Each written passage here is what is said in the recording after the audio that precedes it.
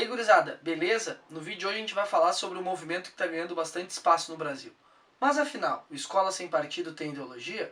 Aí tu bota agora assim, a vinheta, bota uns bagulho de ideologia aqui, o símbolo do comunismo, do capitalismo, o símbolo neoliberal e tal, né? Tá. O Escola Sem Partido é um movimento que ele vai buscar a neutralidade e a não doutrinação de práticas cotidianas de sala de aula. E no site deles tem uma série de informações sobre o que eles definem como doutrinação, o que não é doutrinação, como deveria se portar o professor, a relação do professor com o aluno, que é uma relação de poder. O site deles traz uma série de informações sobre o que eles enxergam como ideologia. No site também eles têm um anteprojeto, onde eles ficam incentivando a sociedade civil e deputados e vereadores para que usem esse anteprojeto como base para implantar nos estados e municípios. Alagoas, algum tempo atrás, por exemplo, já aprovou esse projeto. Alguns exemplos de coisas doutrinadoras de acordo com o Escola Sem Partido. O professor que sempre fica defendendo o PT, o professor que faz crítica ao sistema capitalista, o professor que fala que criacionismo não é ciência, professor que trabalha orientação sexual em sala de aula, né? Geralmente é voltado para os professores de biologia, importância do uso da camisinha, importância de se prevenir contra DSTs, etc.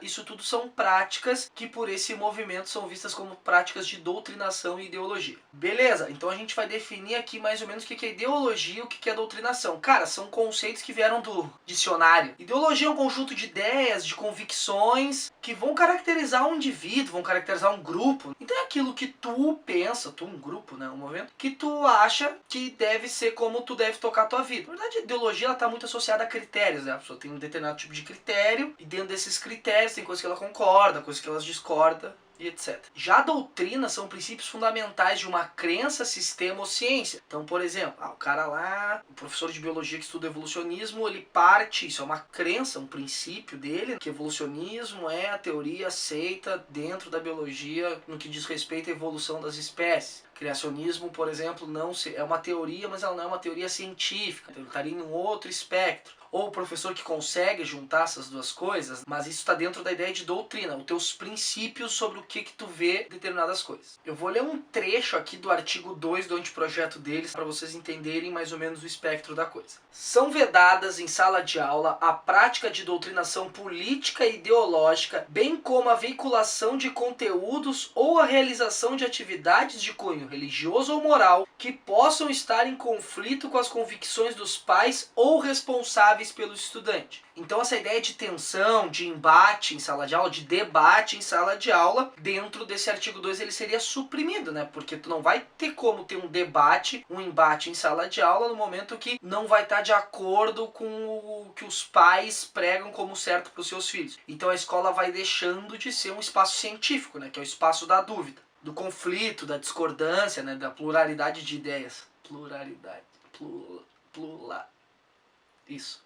Qual é o contexto desse professor no Brasil? Bom, cada professor dá aula para uma média de 40 alunos. Claro, tem colégios aí, tem pouquíssimos alunos, tem colégios que tem muitos alunos, a média vai dar 40. Aqui conta também os colégios privados. E a média salarial do professor é algo em torno de 10 mil dólares. Quando foi feita essa pesquisa, o dólar estava R$13, dá algo como 30 mil reais por ano. Sendo que a média aceita para OCDE é de 29 mil dólares. Então o professor brasileiro ganha uma média de 3 vezes menos do que a média mundial. De novo, conta colégio privado, às vezes aumenta muito mais o salário comparado ao público, por exemplo, por isso que a média às vezes dá uma baixada. E no Brasil tem mais ou menos 2 milhões de professores, que educam daí uma média de 40 e poucos milhões de alunos, que a gente chama de ensino básico, que é o ensino básico, lá desde a educação infantil até o fim do ensino médio. Se essa ideia do anteprojeto estiver certa, que o professor doutrina, quer dizer que tu lançou aí já no mundo mais de 50 milhões de alunos comunistas, porque o projeto ele tá bem específico em relação a um tipo de ideologia. Ele quer combater bem a ideologia do espectro de esquerda. Então, tu já lançou mais de 50 milhões de alunos comunistas se o projeto estiver certo. Tá, mas existe ou não doutrinação dentro de escola, faculdade? Bom, como a gente viu antes, a etimologia da palavra doutrinação, ela existe sim. Todo mundo vai falar alguma coisa de algum lugar. Mas, por exemplo, que é bem comum em colégio, priorizar, por exemplo, matemática ao invés de filosofia, ou não se organizar por áreas, né? Pô, ciências humanas, daí vai ter um número X de períodos. Matemática, um número X que é parecido. Linguagens, se tu não se organiza por áreas, geralmente o que tu tem é muito mais priorizado matemática e português. Mesmo que os índices do Brasil nessas duas disciplinas sejam baixíssimos. De acordo com o Instituto ProLivro, ali 50% dos brasileiros nunca leram um livro, porque quando tentaram ler um livro, simplesmente não entenderam o que se estava passando no livro, que é os analfabetos funcionais. E o Brasil é um dos 10 piores países no que diz respeito ao aprendizado de ciência e matemática também. Então, desde esse anteprojeto não vai estar em pauta o salário do professor, não vai estar em pauta a estrutura que o professor dá aula, a falta de formação do professor, né? Muitos professores brasileiros que dão aula nem formados são. Não é isso que está em pauta nesse projeto. Esse projeto é uma coisa bem específica contra essa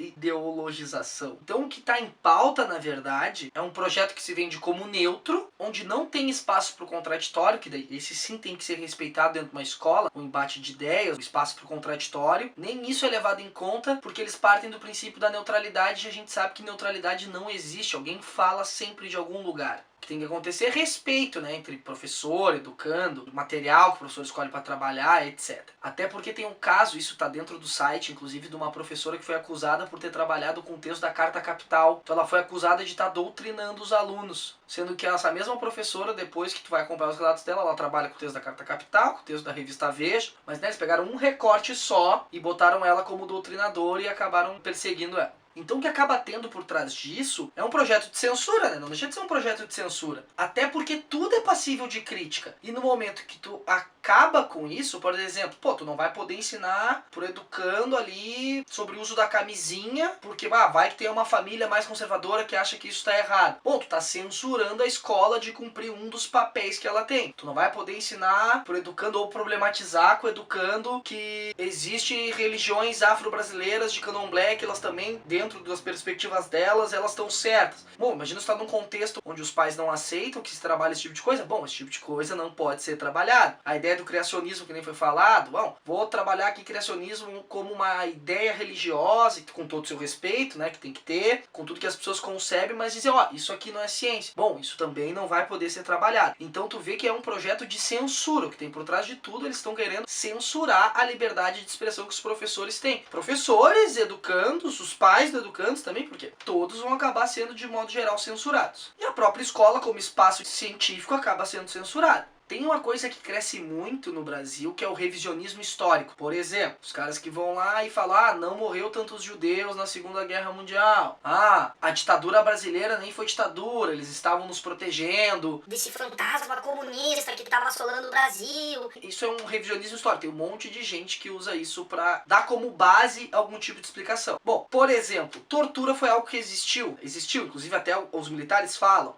Não foi muita tortura, foi pouca tortura. Mas bom, tortura foi algo que existiu. Torturaram pessoas. Se elas eram boas, se elas eram ruins, isso a gente podia discutir em outro vídeo até sobre ditadura. Mas tortura houve. Dentro desse projeto, por exemplo, um professor que falasse, olha, na ditadura militar teve tortura contra grupos que estavam querendo acabar com a ditadura, bom, esse professor vai ser caracterizado como um doutrinador e esse professor vai poder ser processado. Vocês entendem a perseguição onde acaba sendo? A perseguição acaba sendo em cima de um professor que é de esquerda, enquanto o professor que for de direita ou for conservador, esse cara acaba saindo ileso, porque esse cara acaba sendo o modelo ideal de professor que esse anteprojeto quer. E aí, tu acha que isso é ideológico? Tu acha que isso é doutrinador? Deixa a tua opinião aqui embaixo, não te esquece de curtir esse vídeo, te inscreve no canal, curte a página, e era isso. Beijo no cérebro de todo mundo e tchau!